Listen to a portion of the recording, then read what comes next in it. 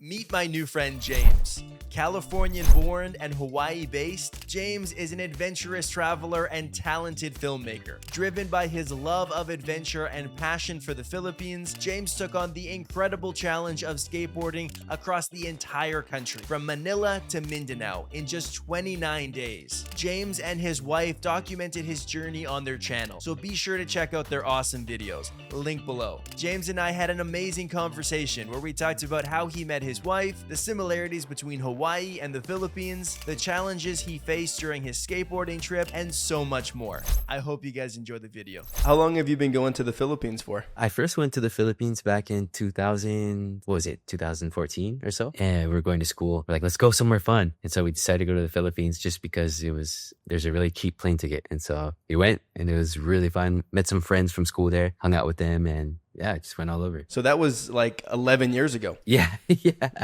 Yeah, so since then, it's kind of on and off. Done some work with my school, doing some like social business projects with some of the farmers in Pampanga and areas around there. Working with them, helping with their income and how to use business skills a little bit better. As farmers, you don't learn a lot about that in the Philippines, I guess. So, and then other trips also with my wife. Yeah, just every time I go back, it's like, oh, this would be fun to go explore here or whatever. So it's always a new adventure every time. But where are you from originally? What's your home state in the U.S.? So I was born in Glendale, California, in LA. Okay. Yeah. And is that where you spent the most time? I'd in the say States? most of my time has all been in California. And have you lived in the Philippines? Like, what was the longest that you were ever there at one time? Only about a month and a half or so, maybe Okay. 2 months. And where is your wife from in the Philippines? So she's originally from Isabela province, Santiago City, which is in the north. Isabela, is that like Ilocano? They speak Ilocano there, yeah. And how did you guys meet? Oh, we met at school in the library. So Okay. And where? What? Yeah. What country? in Hawaii, In US, Hawaii. United States, yeah. So she is from Isabela. She grew up in Qatar, and you met in Hawaii. Yeah.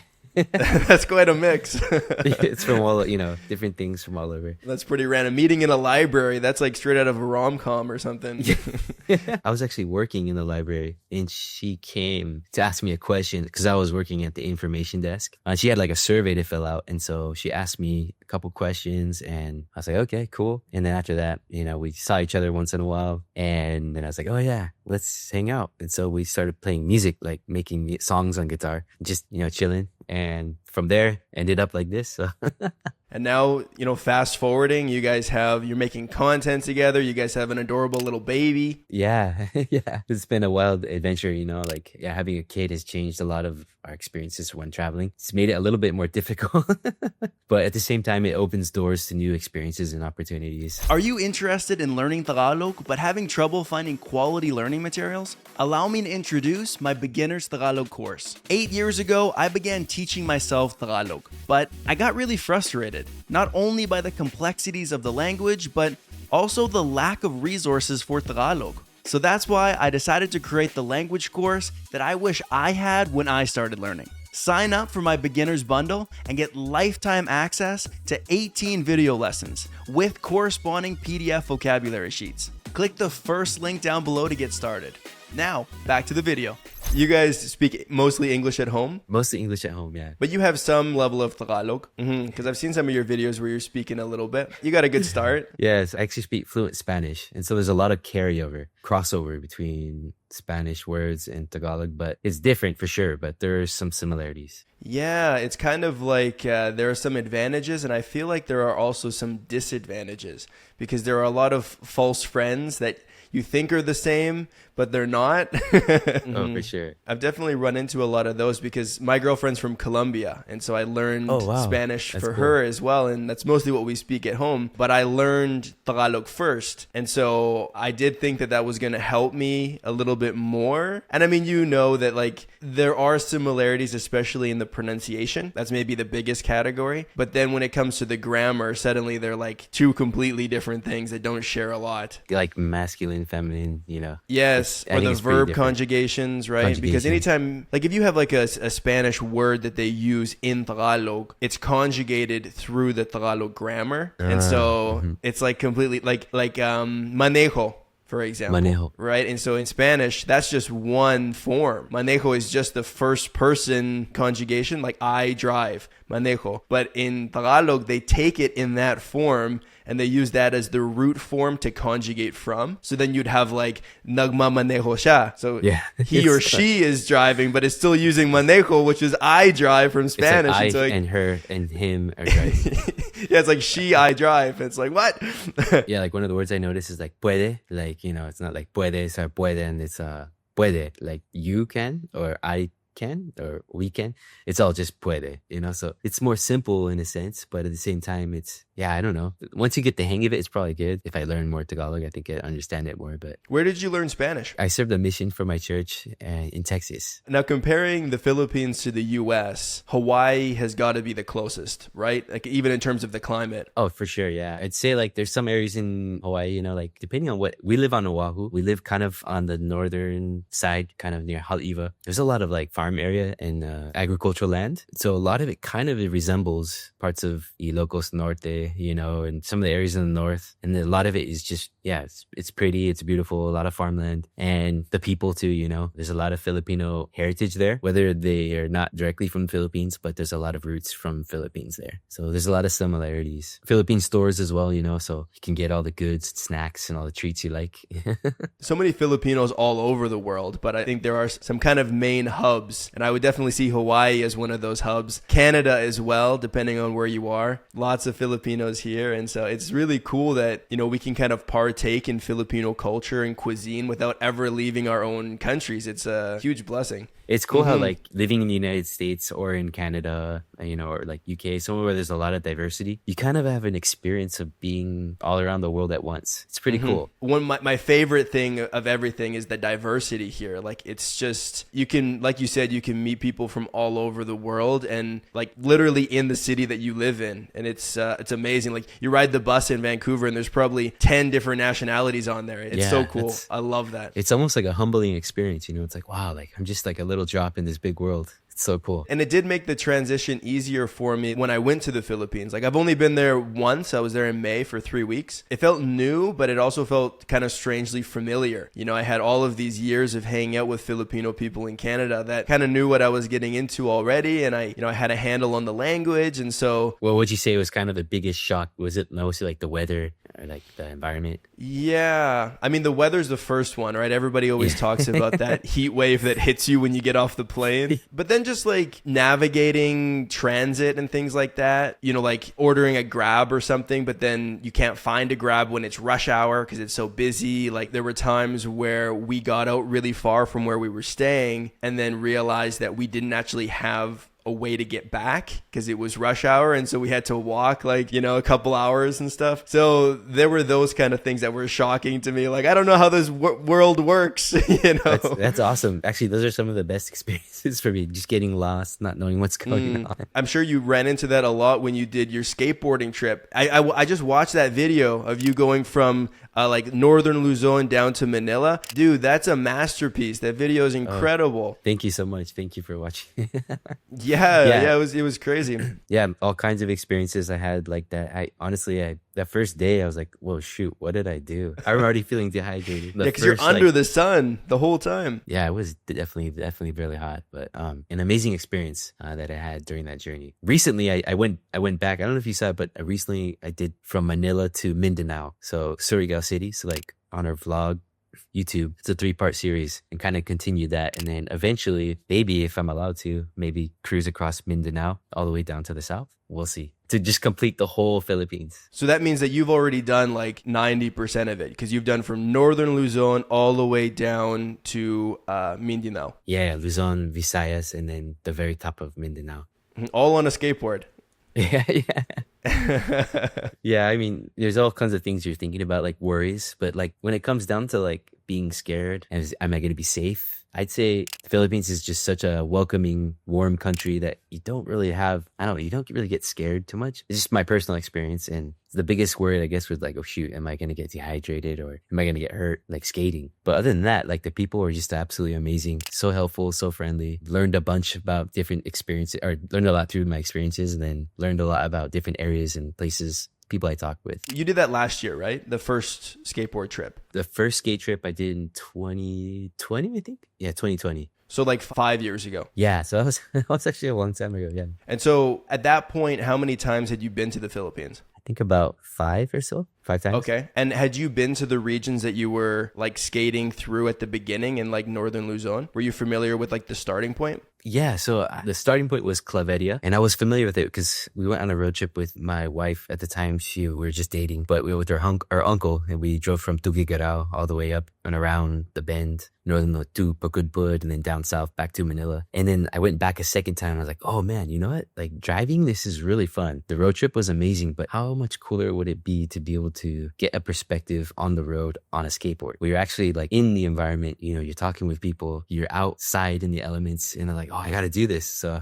yeah, it was just like, I wanted to experience what that was like from a different perspective. I mean, you know what I love about it is that as foreigners coming from, let's say, like, you know, wealthier countries, some people will go to a developing country and they will insulate themselves from the local way of life. You know, I'm going to pay for a really nice apartment. I'm going to live in a neighborhood that basically no Filipinos live in. I'm going to eat food that local people can't afford. And they just like kind of, I mean, to me, it seems like they're kind of taking advantage a little bit where they're surrounding themselves with like these comforts, these modern conveniences that their money allows them to do. But going on a skateboarding road trip, I mean, you're stripping that away to the bones. Like you're just on a board now, like you are in the culture with the people literally on the street. It doesn't get more raw and authentic than that. So like that was like what I noticed. I was like, man, I love that. That's so cool. Oh, thank you so much. Yeah. There were some nights when I didn't know like if I'd be able to make my goal, if I'd have to sleep on the side of the road or something.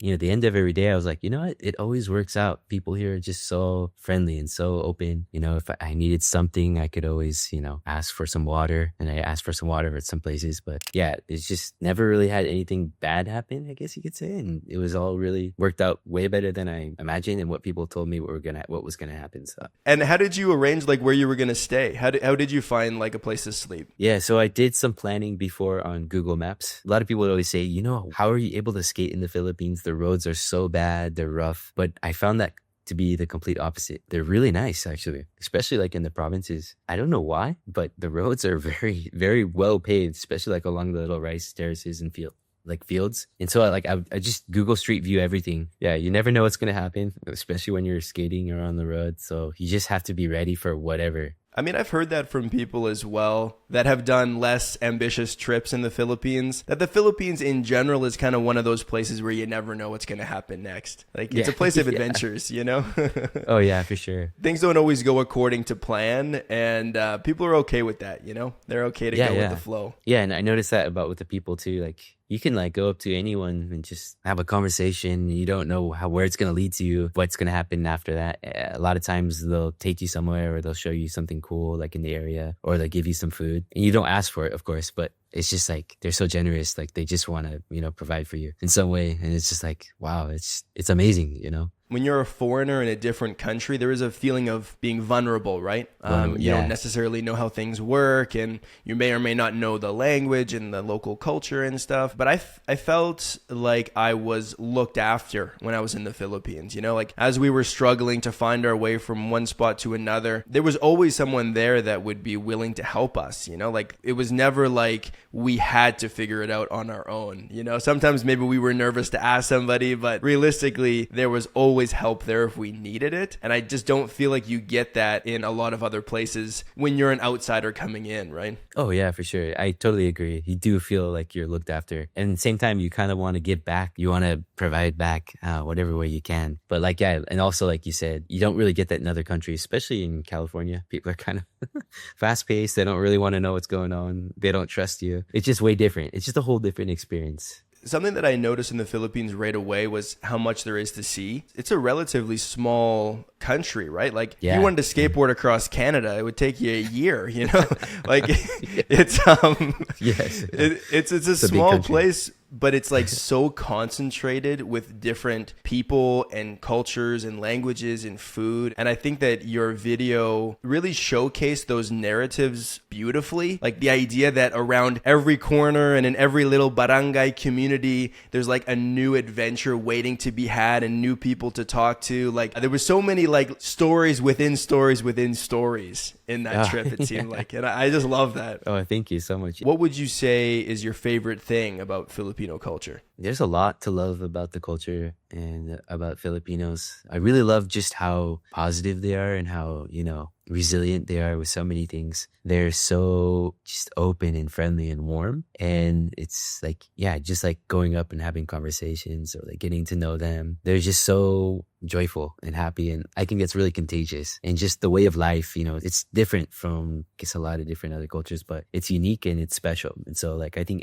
anyone can like pick that up, or anyone can adapt that or learn from Filipinos, just how, genuine they are, and just how beautiful the culture is. So like, if you compare Filipino culture to the culture that you grew up in, like as a kid, what would you say the biggest difference is? The culture I grew up in was like a mix of different cultures in LA, but it was kind of under an umbrella culture of the States. It's similar in a lot of ways, but I just feel like it's a lot more warm, a lot more open. You can connect more, a lot more. I feel like in LA, there's still like Filipinos, there's Latin culture. I grew up with a lot of Koreans too. But, it's all kind of like you're kind of moving at your own pace, kind of a little bit separate, but like experiencing the culture of the Philippines, like firsthand, like being there, you feel way more connected, like on a front level, it's hard to explain, No, I get you. Yeah. The connection's way stronger. Mm-hmm. Like the kind of the community mindedness, the community and the openness, of just being open to get to know you or get to learn about you and your family. It's a lot easier to, grasp. When you're in the Philippines, like almost everybody is family, in a kind of a macro sense. But yeah, everyone kind of shares like that family-ish bond. Like for you now, I mean, you're American, grew up in the States, your wife is from the Philippines, you live in Hawaii. What kind of culture do you guys have together at home? Is it American? Is it Filipino? Is it, more Hawaiian flavored, or what's the culture? It's a mix of everything. I carry some of the Latin culture with me growing up. And then I also, we have a lot of Filipino culture from my wife. It's just embedded within her. So we do kind of have that lifestyle as well. But then we also have, traditional American culture too. And then, of course, there's the Hawaiian culture, which is very unique, whether you're a local or whether you're a native Hawaiian or whether you're visiting there, it's like the spirit of aloha. Things are very, laid back. People are very friendly. It's kind of like almost like a family style culture, I guess. Like everyone kind of is that family or so. You treat each other with respect and love. So is Hawaii culturally more similar to the Philippines and California? I would say for sure, yeah. California is a little bit more fast-paced and a little bit more like individualistic, a little bit more, solo. I'd say there's a lot more carryover from the Philippines in Hawaii because there's a lot more of that culture that's prominent. And then also in the Polynesian culture, there's a lot of that essence of, family's really strong. People are very genuine and friendly. And there's a lot of, honor, so I feel like that carries a lot over in Hawaii as well. So it's very similar. What about the food at home? Do you guys eat a lot of Filipino food? Yeah. So we do cook a lot of Filipino. I actually cook a lot of Filipino food. After we had the baby, she's been cooking more now. But in the past, I've always cooked a lot. So I love learning new dishes, experimenting like sinigang, adobo, Bicol Express, other stuff like that. So yeah, Filipino food for sure. We have a lot of that. And just a mix about different things, What's your favorite Filipino food to cook? Favorite to cook? Probably sinigang. Yeah. Sinigang. And is that also your favorite food to eat? That's probably why it's my favorite to cook. Yeah. It's probably one of my favorites to eat. Yeah. That and tinola is really good. I just love like the sour, the tamarind base of the sinigang, and then like the gingery flavor of the tinola with the malunggay is so good. I think that an advantage you guys would have in Hawaii is that you can probably source a lot of like the original ingredients for Filipino food, right? Yeah, actually, I think it was like last year we were running some errands in Hawaii. We found a tamarind tree alongside the road. We got some tamarind and we went home and we made some sinigang, and it came out pretty good. 'Cause most of the times you just get the packet and then you pour like the soup mix in there. But it was pretty fun making it from scratch. It's pretty a different experience. pretty good. I mean, that's the authentic way. What is the difference between the sinigang broth and the tinola broth? Yeah, the tinola broth, I'd say it's like a ginger based chicken. It's like a chicken bone broth with ginger, chicken, and green papaya. And then sinigang is tamarind, sampalok, which is basically like the unripe tamarind. And it's used to create like a soury, and then you put a little patis, like fish sauce, and then usually they make it with either shrimp or fish or pork, and sometimes chicken. But I always argue with my wife saying that, yeah, they do make a chicken sinigang. She's like, no, they don't make chicken sinigang. Sinigang na manok. Yeah, it's good. I've had this discussion so many times on my channel. I feel like I shouldn't bring it up again. But when I had a girlfriend from the Philippines, like that was my first introduction to the culture, was with my girlfriend, right? She would always cook. I swear she would always cook sinigang na manok. I thought that's how it was made. I thought that was your classic dish. And so I would bring that up with people in these kind of conversations, or with Filipinos, like in my real life. And they would look at me so funny, like, what are you talking about? Like, it's supposed to be with pork. And so I guess I had a specialty sinigang as well. So I'm with you. I get you. Yeah. I'm glad you understand, because like I've had it before and it's really good. But like a lot of people say, oh no, you're crazy. They don't do sinigang manok. And like they're from the Philippines. But I guess it just depends on your area. I mean, it's good. I don't know.